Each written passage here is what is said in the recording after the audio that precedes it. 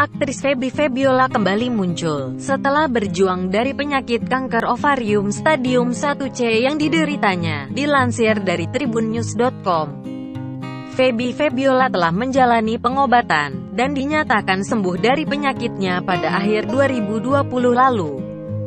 Belum lama ini, wanita kelahiran tanggal 24 Mei tahun 1978 itu mengungkapkan awal dirinya merasakan penyakit tersebut.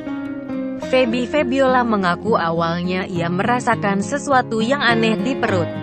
Dia memilih untuk denial dari hal tersebut. Terlebih saat dirinya sibuk, Feby Febiola selalu menunda waktu memeriksakan diri, apalagi saat pandemi COVID-19 melanda dunia. Feby Febiola saat itu merasakan sakit di bagian perut, dengan gejala mual seperti orang hamil. Terlebih setiap kali makan, Feby Febiola merasa mual dan kembung. Dirinya sempat merasa hamil, tapi diketahui saat itu suami Feby Febiola telah melakukan vasektomi.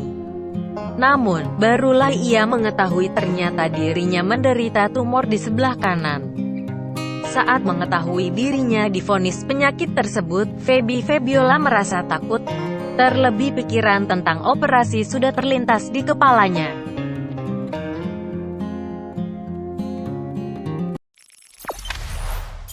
Jangan lupa subscribe, share, komen, dan like ya!